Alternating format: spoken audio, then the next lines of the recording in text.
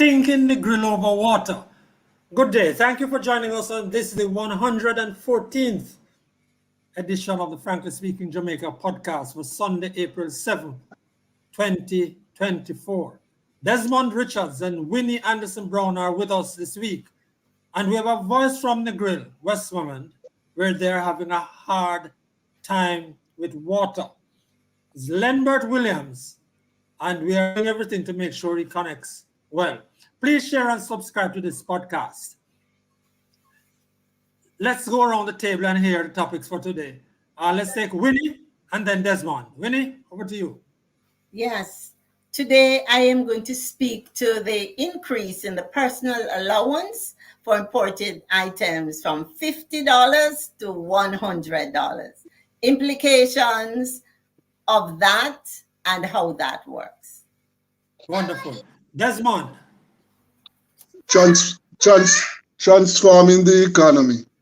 How are we going to transform the economy so that the majority of hard-working Jamaicans can live a worthy life? That is what should be the focus of the government right now. It is a shame the majority of Black Jamaicans are living in shambles. All right, so that's Desmond's take, and he's going to expand on that. Mary's off this week. I'm going to take on the Negril water issue, even though I'd promised to turn to roads. That is the folly of trying to build roads to get us out of the parking lot, that roads of Kingston, and even the toll road from Portmore and the Mandela Highway. And let's say, for example, Bogan to Montego Bay or Airport Road into Montego Bay, the parking lot, those have become at what they call peak hour. Now, peak is not any 1 hour anymore. It's 3 hours in the morning and 3 in the evenings in these particular places. Let me tell you, this issue is so important that I've got to come back to it. But I'm not start with water. Water, which is what Desmond Richards often talks about, but I'm going to Negril on water. And I hope that we'll get Mr. Lebert Williams before we get out of the program. Frankly speaking, some residents and hotel tourism resort have not had water through their pipes for weeks. Most are going on trucked water. That includes not just homes, but the bigger hotel properties.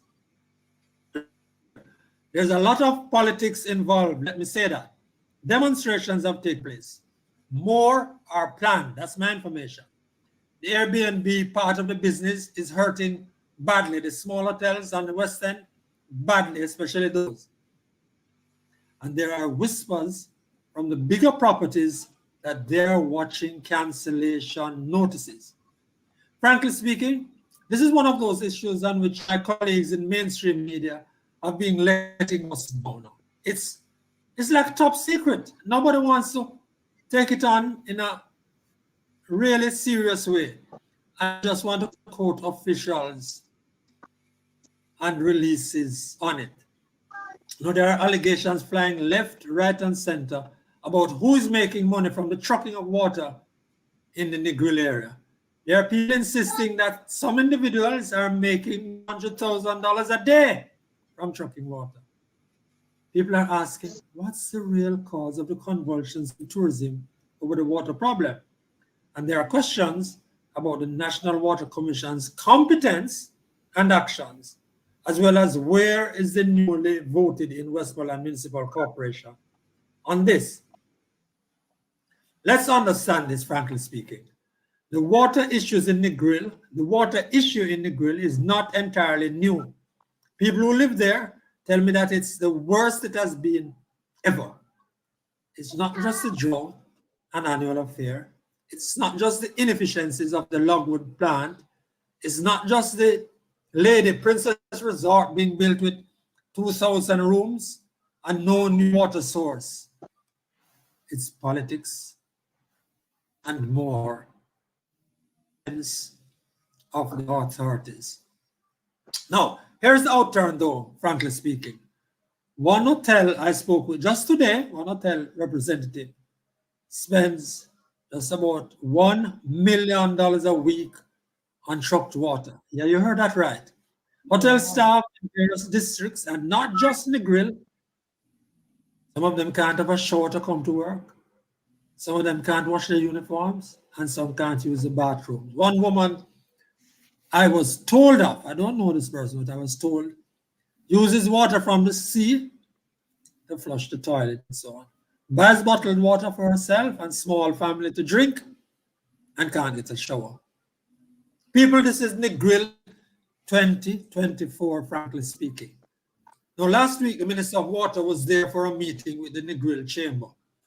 Matthew Samuda announced a $25 million assistance program to truck water and buy drums for residents. It's a short-term measure. It's not intended for businesses, by the way. Some of those businesses continue to pay hefty bills for trucked water.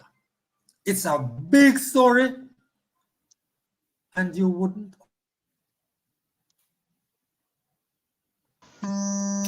No, Desmond, that's your issue.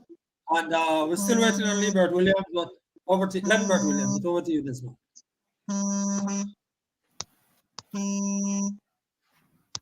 Desmond, are you there? Where is he? Is he lost? He's there. He's muted. Okay, Desmond, you're not hearing us. All right. Desmond, you're not hearing us. So let's move on to you, Winnie, because he's out of it. Okay. Winnie, let's take you, please.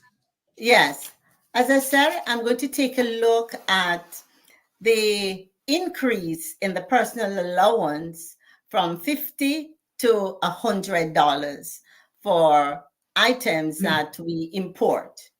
Now, I must say at the very beginning that that's a duty-free, sir. That's a duty-free allowance announced recently in the budget exercise. Yes. Right. So when we hear of 50 to 100, that is wonderful. But what many of us are not paying attention to is the fact that the duty is charged not only two important things. One, the duty is charged not only on the cost of the item, but on taxes and also on shipping. So you pay for the total bill. The duty is charged on the total bill. For example, Winnie, sorry, I'm going to just jump in. I just saw Mr. Williams.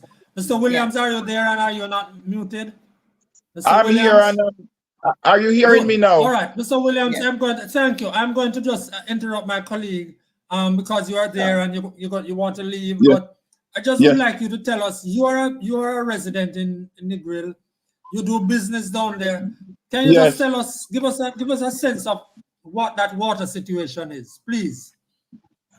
Well, you know, I personally don't do my stuff based on reports. I like to go on the ground and I talk to the people about the Lagwood water treatment plant and people in the community. Now, it's typical this time of the year to have serious drought. And the drought we are having now is no different from the year last year and the year before and the year before. Now, even if development has increased by 50%, I'm talking about the demand now, and even if the drought is is really bad to a point where it's 50, water is lower 50% than the year before. The question is, the billion-dollar question is, why has the problem in Negril increased 200 times? Is it because of the proliferation of the trucks? Because there's an interesting correlation, you know. Last year, we had 5 trucks plying the roads. This year, we have 120. 120 trucks No, on the say that road these again for days. me, Mr. Williams. Say that again. I didn't understand that. Last year, we have 20 trucks. And this year, we have 120 trucks. So there's an interesting correlation between the increase in trucks and the shortage of water in the pipes. And we have more than enough evidence to suggest that there's a link between the truckmen and the people that work at NWC. Yes, we have drought, the water is bad, but I still maintain that there's more than enough water to go around.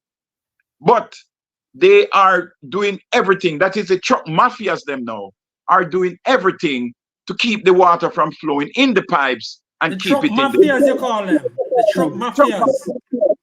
Truck mafias. And Franklin, let me tell you, this crime is growing so fast because these guys are selling about $3 billion worth of water annually, you know. They are selling about $10 million worth of water daily. Who's buying the water? Who's buying the water? Hotels and the residents, because there's no water in the pipe. Now, there is a pipe, there's a big tank in Westland Mountain that supply the Western community. And we insist that we have the tank full, and then we make sure that none of the valves that supports the community are tampered with.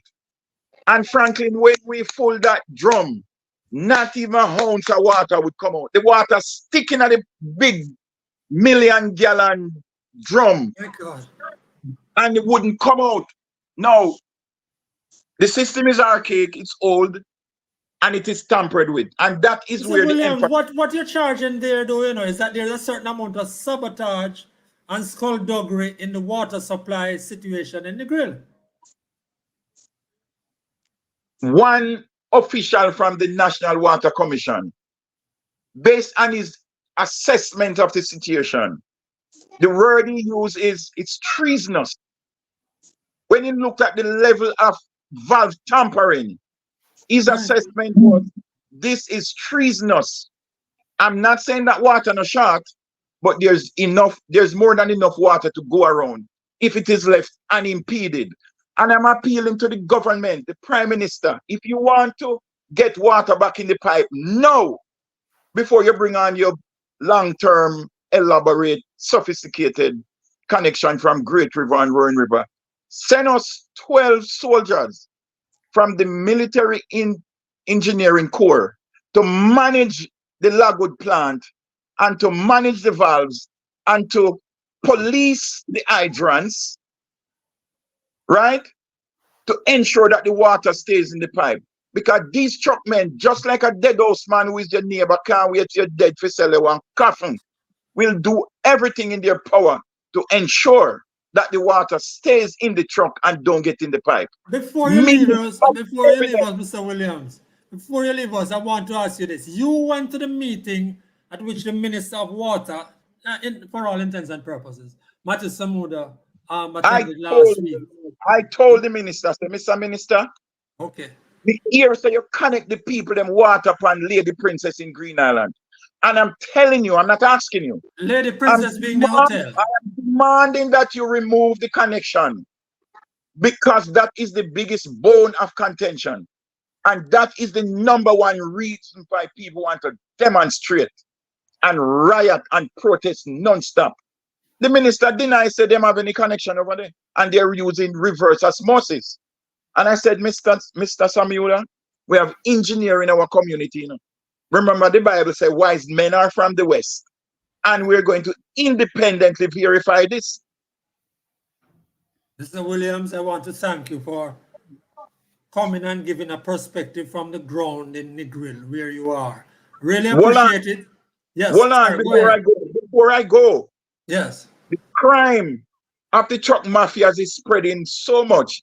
It has even reached Senton based on our investigation.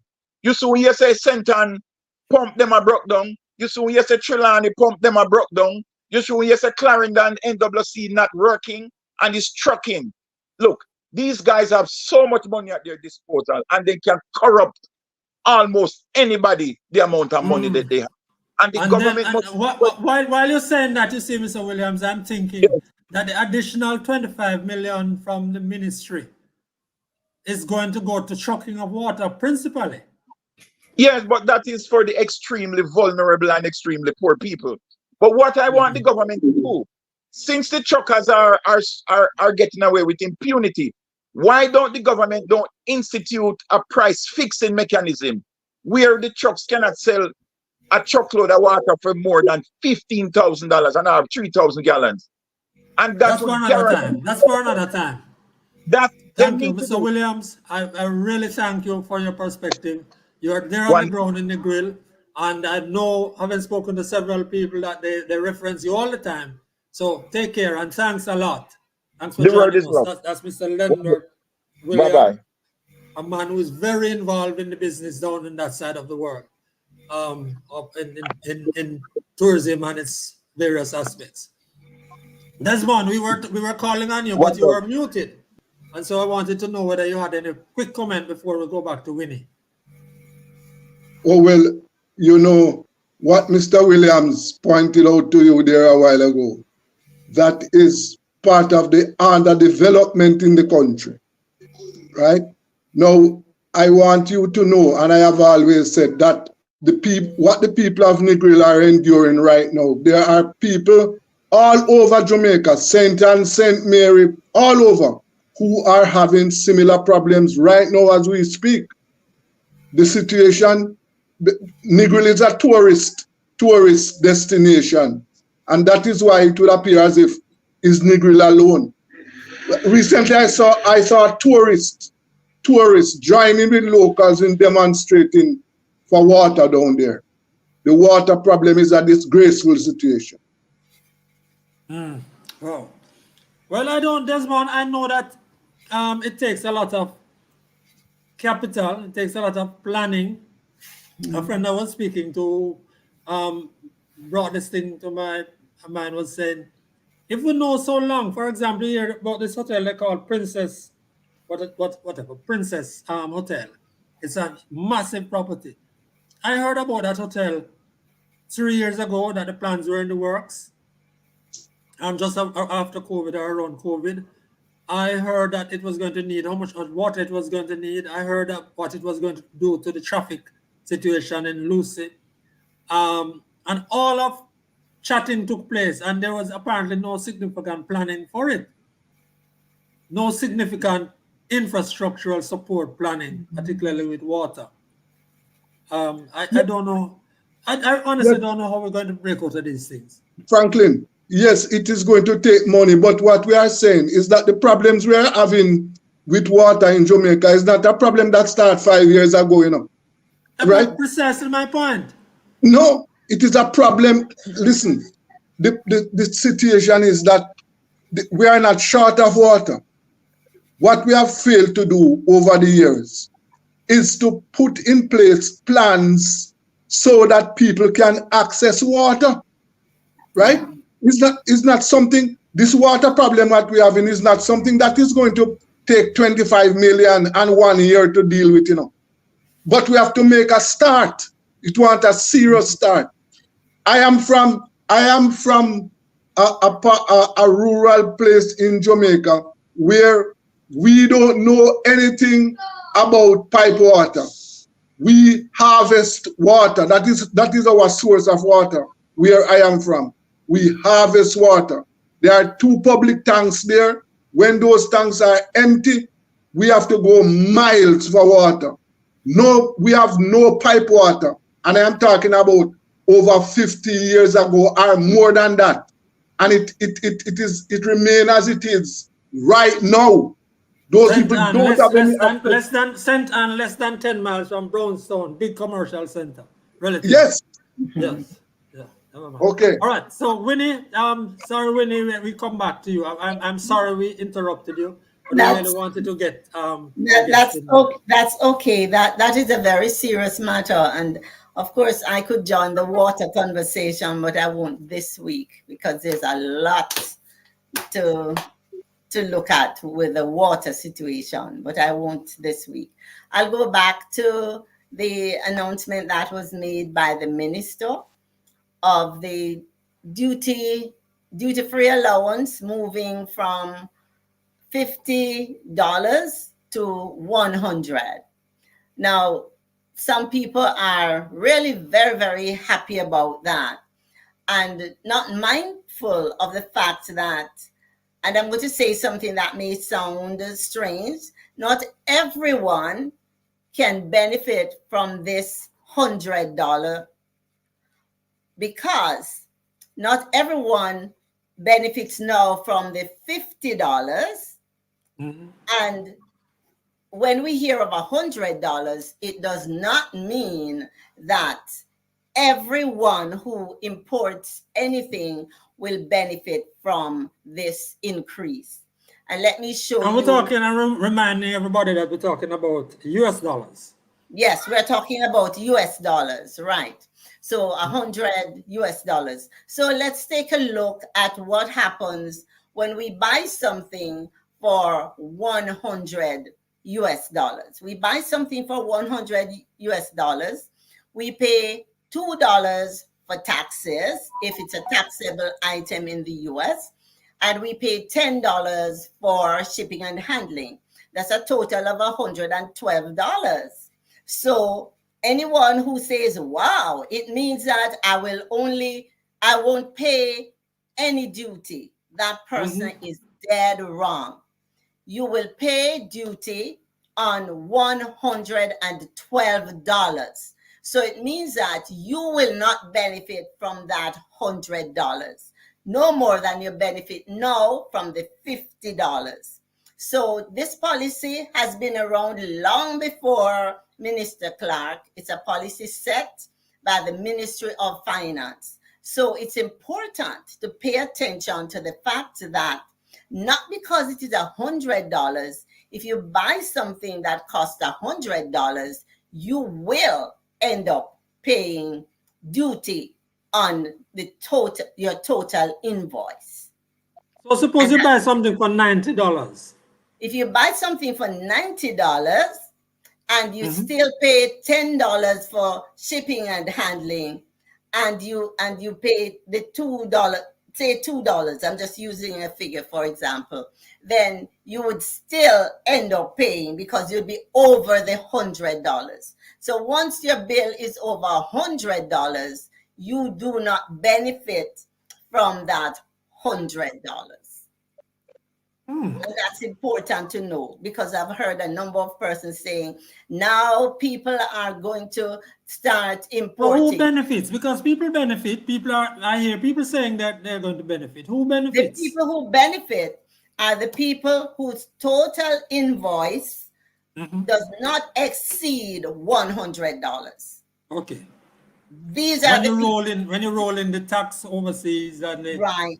shipping costs. Right. If it's a taxable item, as long as your invoice is not over $100, then you will benefit. So it's not like the $100, you take out the $100 and then you just pay duty on the rest. As long as it's over $100, you pay on the total bill.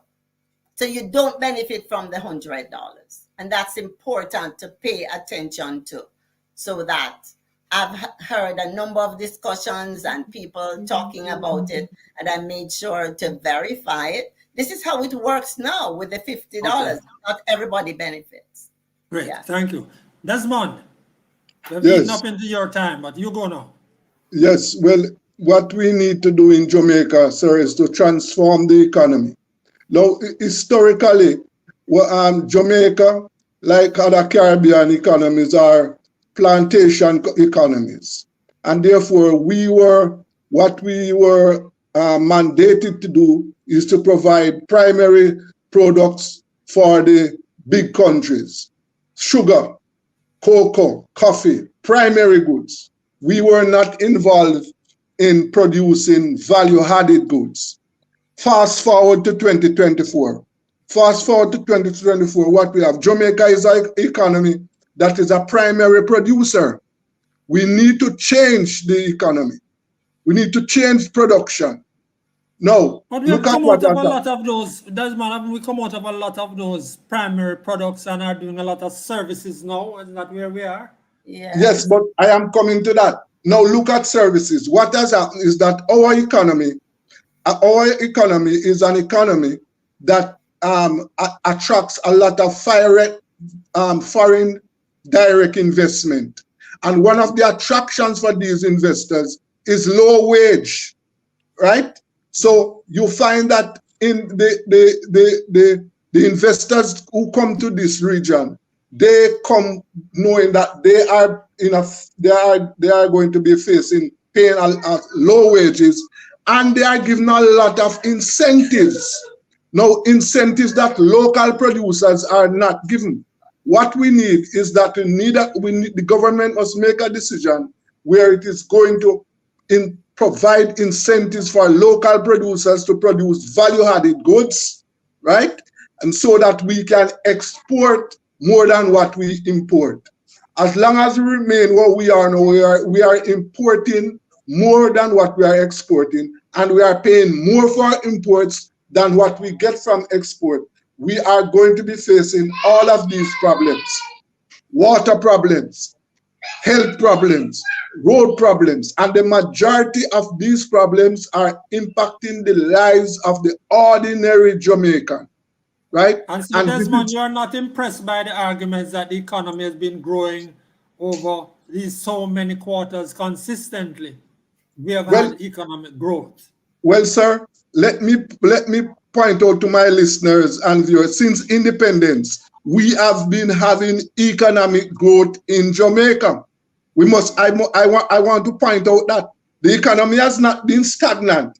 It is not been growing as fast as we would like it, but we have been having growth, periods of growth. Now, where has that growth gone to? Where has it gone? And periods of negative growth too, though. Large periods of negative growth. Yeah, we have been having that. But I'm saying the growth that we are having in Jamaica, the vast majority of the people are not benefiting from that. In tourism is one of the largest growth areas in Jamaica. And that is where some of the lowest wages are paid right now. Right? So we need a serious transformation where we can produce so that it impacts the lives of ordinary Jamaicans. Unless we do that, then this talk, the growth that we are having, we are back to plantation days. Desmond, thank you for putting it on the table. I know that there are several people who talk about transformation, but I don't see the national debate. I don't see where the debate is not generally going about this transformation. But it's there. It's there for people to take on. I want to say, by the way, before we break off, I know Winnie might have been looking at their names, but I want to thank those people who have been making comments. We have run a tight show this week because we had to have other people coming in. But we thank you for being a part of the program. For those people who gave us some comments, we're sorry we didn't get to put them out there for you this week. Forgive us, please forgive us for not reproducing your comments on screen this week. That's it for our podcast this week. Thank you for joining us. Remember, if you did not watch live, you can always find this podcast on the Frankly Speaking Jamaica YouTube channel. Please remember to subscribe. I want to say special thanks to Liebert Williams, community activist from Negril, who gave us a first-hand look at what's going on there. On behalf of Desmond Richards and Winnie Anderson Brown, I'm Franklin McKnight, thanking you. Until then.